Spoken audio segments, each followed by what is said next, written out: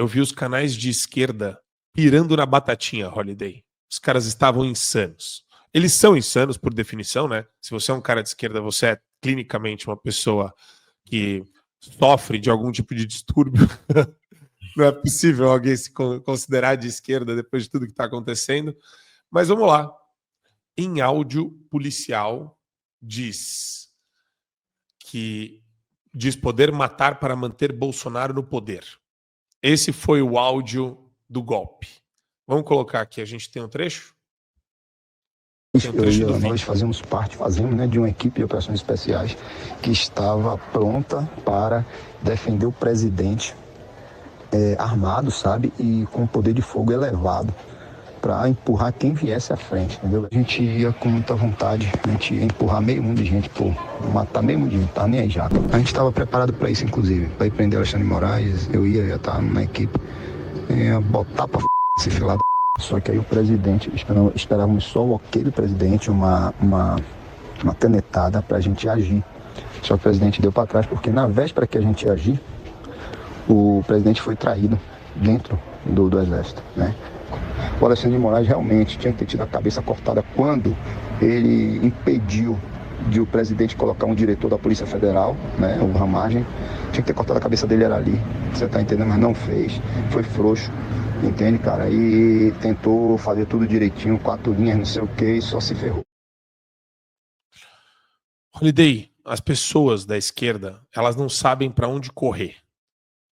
Elas não sabem o que falar, porque sempre que aparece, e a gente não tem acesso à integralidade dos autos, né? Até hoje os advogados reclamam disso, tem partes obscuras, completamente obscuras do processo, mas eu queria te ouvir, meu querido Holiday. O áudio, e agora eu acho que a esquerda se agarra muito nisso, né? Em algum momento a bala de prata chega. Eles estão nessa. Só que o que acontece? Eles podem inventar qualquer história, porque no fundo, no final das contas, eles vão dizer amém para qualquer coisa que o Alexandre de Moraes e o Supremo fizer também. Então, eles têm essa paz de espírito, né? Para onde quer que eles cuspam, não tem problema. Eles têm o Supremo na guarda deles, não tem? Pois é, Marco. É muito interessante isso, porque recentemente na Globo News, inclusive, teve uma cena que acabou viralizando do Gabeira, comunista conhecido, mas um daqueles comunistas que reconhece as incoerências da própria esquerda, né? Um dos poucos, por exemplo, que admitiu que durante o regime... Posso colocar aqui para você? Essa cena aí, ó, ótimo. A gente tem. Aí eu ponho e você comenta em cima. É até melhor.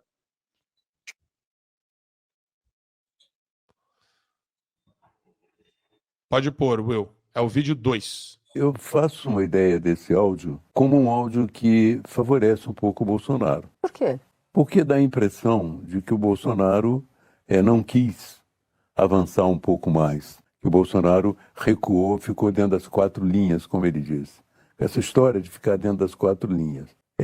Agora, antes de entrar no outro áudio, que eu acho que prejudica o Bolsonaro, dessa semana também, eu queria mencionar uma coisa que sempre me impressionou nessa história. E ele falar que ia matar meio mundo, né?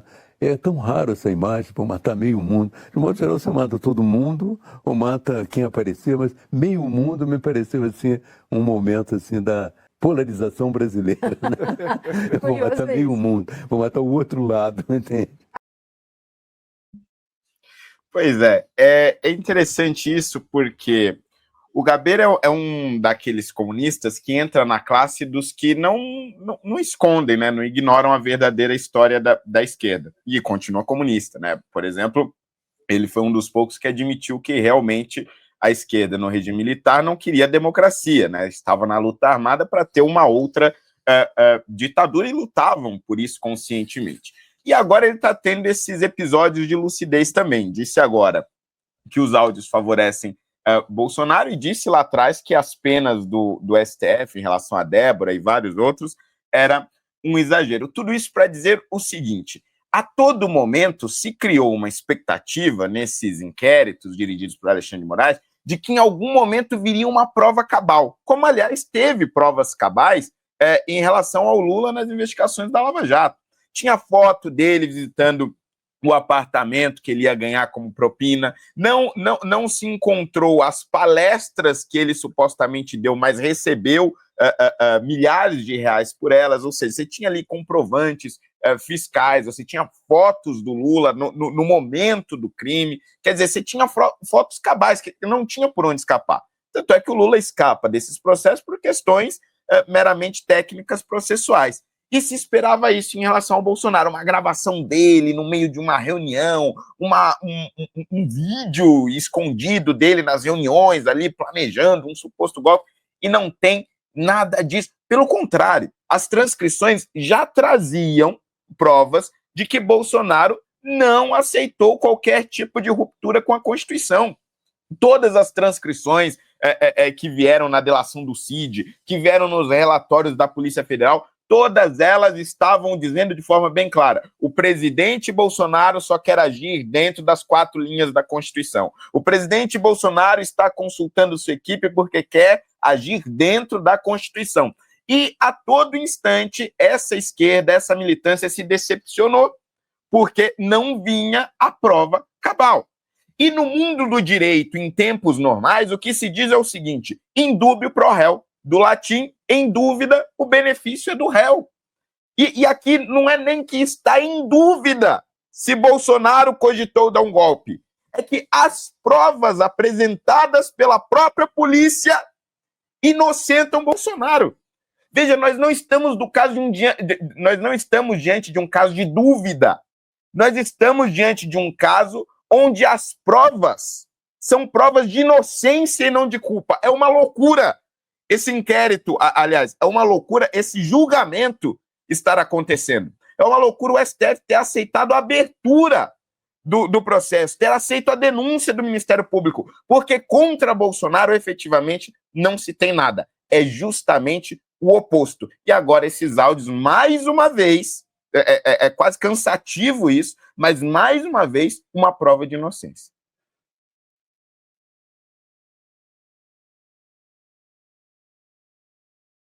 Tá mudo. Perdão, eu que me mutei aqui. Holiday, a gente tem acompanhado, né, o julgamento e essa ação penal bizarra, inclusive a postura do Supremo com relação ao próprio Congresso Nacional, né, depois da questão do ramagem. A gente viu isso de perto.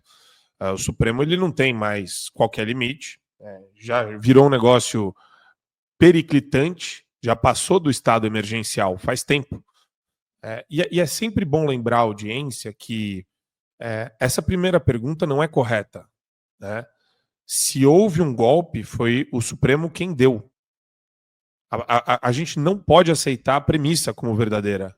Eu vou aqui me retratar porque, veja bem, o Bolsonaro não quis. Se o Bolsonaro quisesse, né, aplicar um 4-2 para restabelecer o equilíbrio da República e da Federação, sobre um Supremo que não tem mais limite, ele poderia decretar.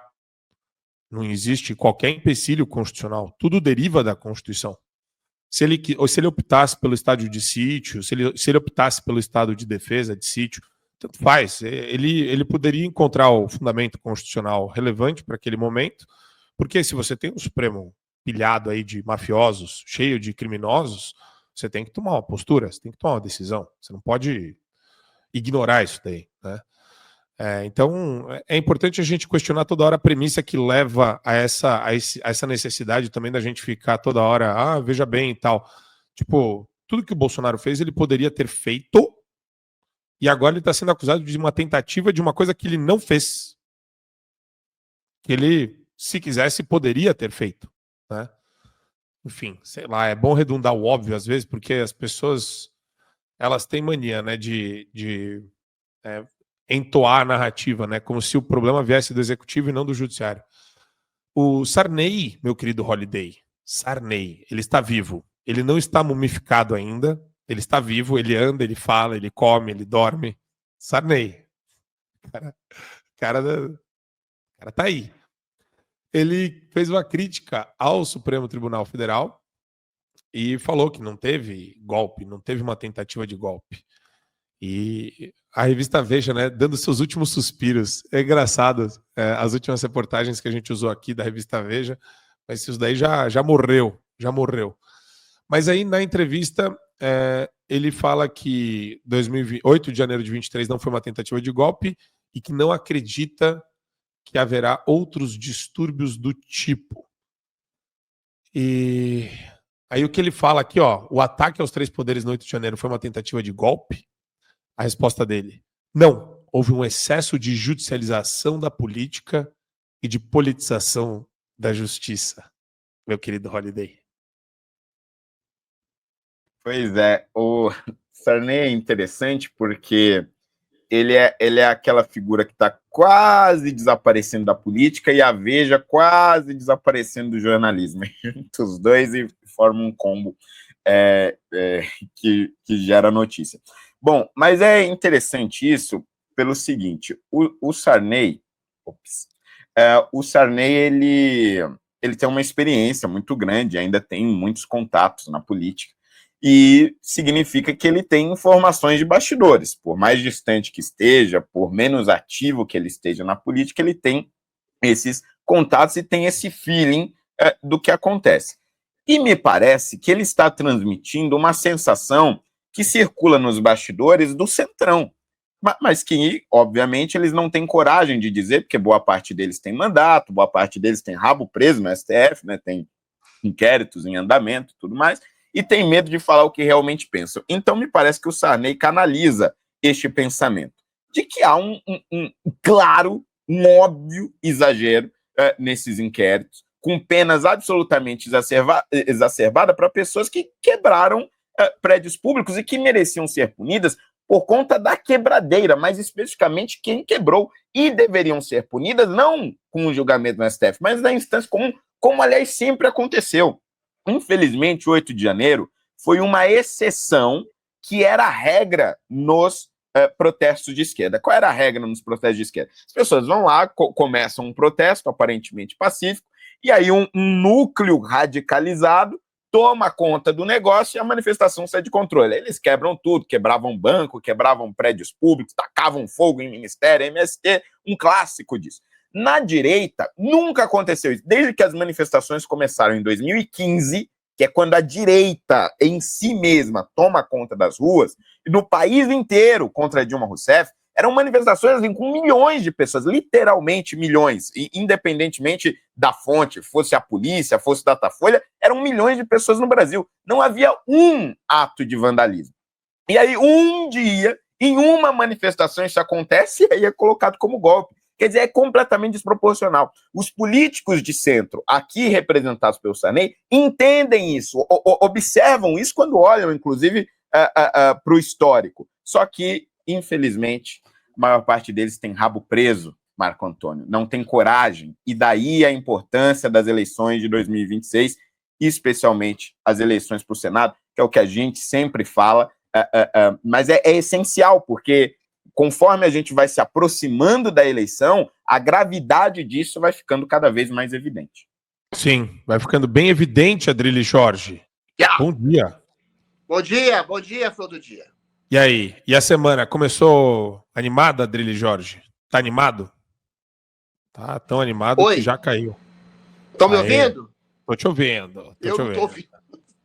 Ih, bugou. Vou ter que sair. Sai e entra de novo. Holliday, cara, é impressionante. Eu falava isso na Jovem Pan, direto em 22, na verdade, bem antes disso, né? O fenômeno do ativismo judicial, que não é nada mais do que uma disfuncionalidade do judiciário, e era tratado pelo Barroso e pela turma do neoconstitucionalismo.